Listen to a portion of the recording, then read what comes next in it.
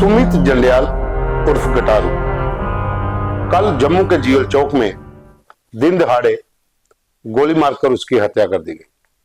हमलावर कितने थे ये जांच का विषय है। वो कौन थे वो पुलिस जांच कर रही है।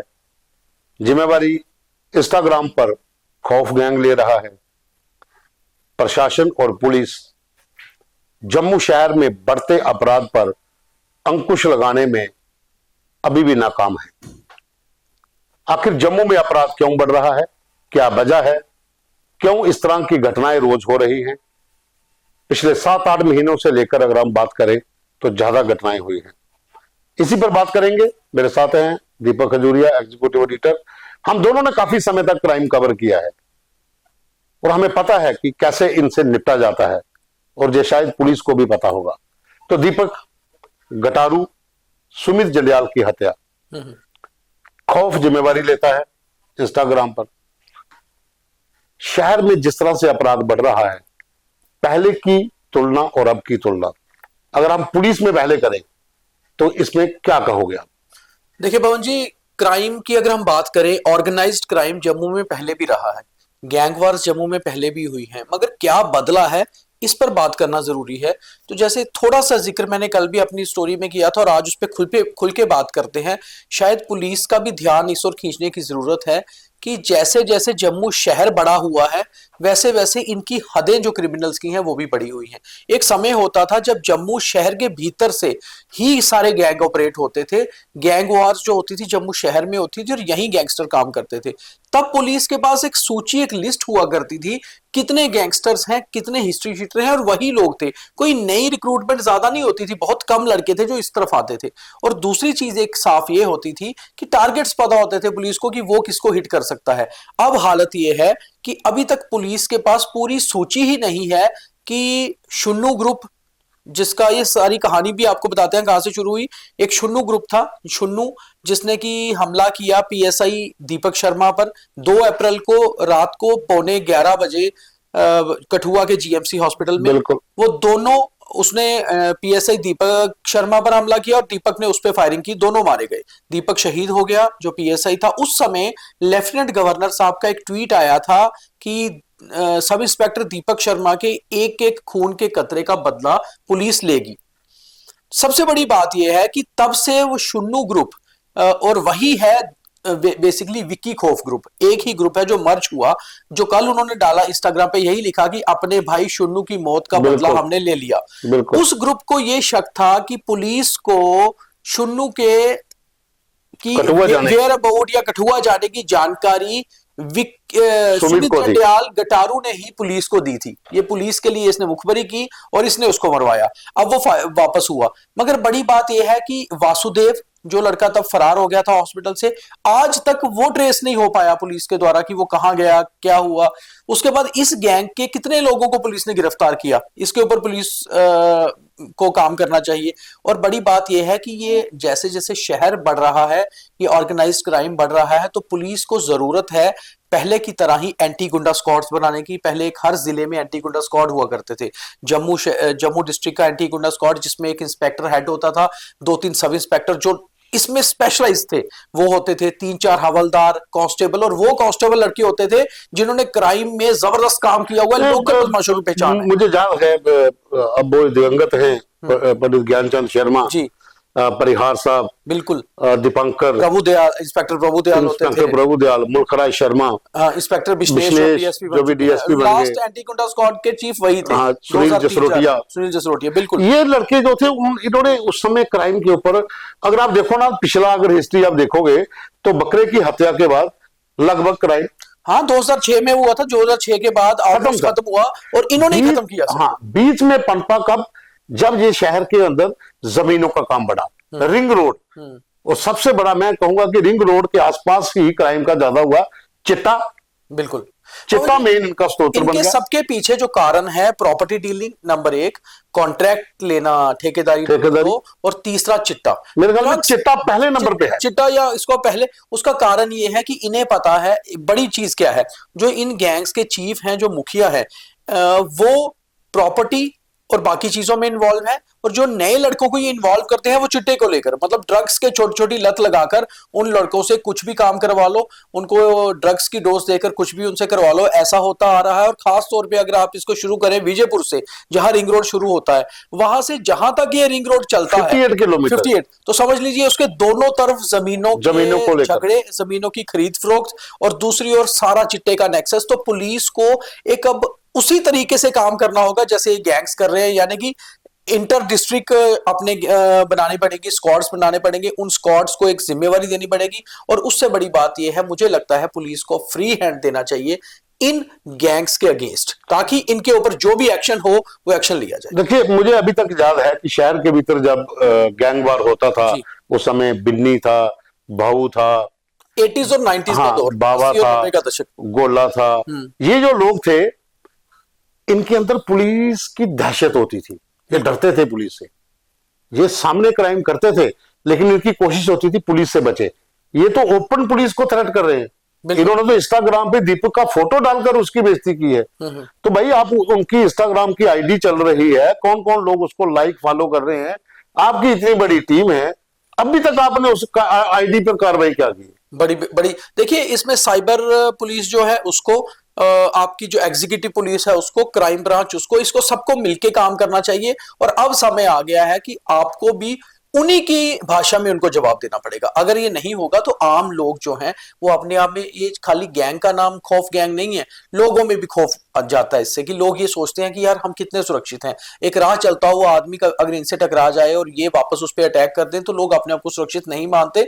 तो कम से कम ऑर्गेनाइज्ड क्राइम पे पुलिस को काबू पाना चाहिए, और पुलिस को चाहिए कि अब सीधे सीधे जो है एक स्ट्रॉन्ग सिस्टम, एक डिसीजन लिए जाए। और मुझे लगता है वो एंटी गुंडा स्क्वाड कल्चर वापस लाने की जरूरत है, क्योंकि एक्शन जब तक नहीं होगा, ऐसे जो एक्शन है वो होते रहेंगे जब तक कि पुलिस का रिएक्शन नहीं होगा। और खास तौर पे पवन जी, एक और बहुत बड़ी चीज है कि हमने देखा जो खास तौर पे इस इंसिडेंट में, जैसे ये रैकी की गई, जो अभी इन्वेस्टिगेशन चल रही है, हम भी इसके फॉलोअप खबरें बताएंगे कि क्या हुआ, हमारे पास काफी डिटेल आ चुकी है। जैसे रैकी हुई, जैसे ये अटैक हुआ, और जैसे वहां से वो निकले लड़के, पूरी सिद्धू मूसेवाला का जो हत्याकांड 22 मई 2022 29 मई 2022 को हुआ था, उन्होंने पूरा एक तरह से उसकी नकल की है। और उसके बाद जैसे लॉरेंस बिश्नोई गैंग करता है या पंजाब के बड़े गैंग करते हैं अपने सोशल मीडिया का इस्तेमाल, वो भी किया। तो इसका मतलब है कि कहीं ना कहीं अब यहाँ वाले गैंग भी अपने आप को बड़ा बनाने के लिए, बड़ा बताने के लिए इसमें नकल कर रहे हैं पंजाब के गैंग्स की। तो हमें इसको तोड़ना पड़ेगा। एक चीज है, जब रामगढ़ में एक हत्या हुई थी, बिल्कुल, उसकी हत्या के बाद उन्होंने वीडियो वायरल किया, गाड़ी में बैठकर लड़के आए, वो जश्न मनाते हो कि हमने एक लड़के की हत्या कर दी है। उसके बाद थोड़े ही देर के बाद दीपक शर्मा पर, वहां पर कठुआ में जो हमला हुआ और उसमें वो बलिदान हुए, एक गैंगस्टर उसमें मारा गया, शुन्नू। उसके बाद पुलिस की कार्रवाई मुझे लग रहा है कि अभी तक सफिशिएंट नहीं है। आप बाहर से एक व्यक्ति को पकड़ के लाए थे पंजाब से, और वो अभी जेल में है।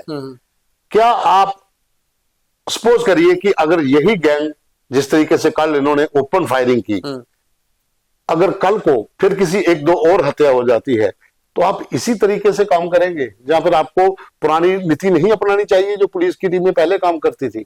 क्या ऊपर वाला जो पुलिस का बॉसेस हैं, जो ऊपर बैठे हैं, डीजी हैं, एडीजीपी हैं, आईजी हैं, क्या उनको इसके ऊपर मंथन नहीं करना चाहिए? देखिए, बड़ी चीज ये है कि इस समय आपके पास बहुत सारे ऐसे ऑफिसर्स हैं जो बहुत परिपक्व हैं, अलग अलग विंग में बैठे हुए हैं, कुछ सीआईडी में हैं, कुछ सिक्योरिटी में हैं। आपको पहले तो उनको आइडेंटिफाई करके उनको वापस एग्जीक्यूटिव में लाना पड़ेगा। उनको लाने के बाद एक टीम बनाई जानी चाहिए जो प्रॉपर सिर्फ इन्हीं गैंगस्टर्स के अगेंस्ट काम करे। पूरा गुंडा स्क्वाड बने जी, पहले की तरह एक एंटी गुंडा स्क्वाड बने। उस गुंडा स्क्वाड को पूरी जो है पावर्स उनके पास हो कि वो डिस्ट्रिक्ट में कहीं भी काम कर सकते हैं और इंटर डिस्ट्रिक्ट जाके भी काम कर सकते हैं। जैसे पहले हुआ करता था, जो स्क्वाड की हम बात कर रहे थे 2004-5 तक रहा है, उस स्क्वाड में जो अफसर थे वो कहीं भी जाके दिन में वो कर सकते थे, सिविल ड्रेस में रहते थे, और कहीं पर भी वो कहीं बंदे को किसी को भी उठा सकते थे। उन्हें एसएसपी, उनको सीधा अपना जो उनकी रिपोर्टिंग है एसएसपी जम्मू को होती थी, और उसके बाद आईजी जम्मू को होती थी। मुझे याद है मुकेश सिंह एसएसपी जम्मू होते थे, उस समय सिर्फ उनके पास रिपोर्टिंग होती थी, किसी दूसरे नीचे वाले अफसर अफसर को बताने की हाँ, जरूरत तो नहीं होती थी तरीका कि भी आपने यही है ना। किसको उठाना है, किस पे कुछ करना है, उनको अथॉरिटी होती थी। और उन्होंने उस समय ज्यादा नहीं तो 10 से 12 जम्मू के गैंगस्टर्स को उठा के सजाएं करवाई, जेल भिजवाया, और कईयों को एक आज की डेट में हम ये भी बात करते हैं कि आप पुलिस रास्ते में क्यों किसी को मार रही है, आज कोई एक दो चांटे भी मार दे कहते क्यों मार रही है। उस समय बदमाशों को जो सड़कों पे मारा जाना शुरू किया गया था उससे बहुत असर आया था। नई पीढ़ी नहीं है, हाँ, उनको डर लग हाँ, गया। उन्हें ये था कि एक एक गुंडे को रास्ते में भी पीटा जा सकता है, और पीटा बहुत बार। एंटी गुंडा स्क्वाड के मैंने देखा यहाँ पर गैंगस्टर्स हुआ करते थे, जब अगर जैसे हम संजय गुप्ता एलाइज बकरा की बात करें तो तालाब तिलो में उसको बाजार में मारा गया पुलिस द्वारा। बिल्कुल। विपन गुप्ता एलाइज विपन भूत था, उसे शक्तिनगर बाजार में एंटी गुंडा स्क्वाड के लोगों ने मोहनजीत को मारा गया। मोहनजीत। तो रास्ते में जब उनको मारा गया, उनको परेड कराई गई, तो इससे ये लोगों पर असर हुआ, खौफ गया कि नहीं, पुलिस की दहशत ज्यादा है इन गुंडों के ऊपर। और नए जो बच्चे थे जो इस तरह आते हैं वो डरते थे। अभी दीपक जो लड़के क्राइम की तरफ आ रहे हैं, जो कल जो घटना हुई, इसमें 3 लड़के जो बताए जा रहे हैं, जो खौफ गैंग ने जिनके नाम भी बताए, वो कितनी उम्र के हैं? 22-23 साल के। जो पहले शुन्नू था वो भी 22-23 साल का। जो रामगढ़ में हत्या हुई उसके बाद जो लड़के गाड़ी में वो वेपन लहरा रहे थे वो भी 22-23-24 यंग लड़के, बिल्कुल यंग लड़के। तो उस समय खौफ था, नए लड़के जो जाने को घबराते थे कि नहीं यार इसमें एंड है, ये मारेंगे पुलिस वाले। अब वो क्या चीज है कि इनके इतने हौसले बढ़ गए हैं कि एक तो जमीनों का कारोबार, दूसरा चिट्टे का कारोबार, और तीसरा इनको पता है ऊपर एक्शन कोई नहीं होगा। बिल्कुल। तो एक नई स्ट्रेटजी बनाने की जरूरत है। ऐसी बात नहीं है पुलिस काम नहीं कर रही, पुलिस काम कर रही है, हम भी कह रहे हैं अब सिर्फ इन्वेस्टिगेशन करने की जरूरत नहीं है, एक एक्शन की जरूरत है। और पुलिस को पुराना सिस्टम अपनाना पड़ेगा नए तरीके से। आप साइबर क्राइम की मदद लीजिए, आप क्राइम ब्रांच की मदद लीजिए, मगर तरीका नया हो।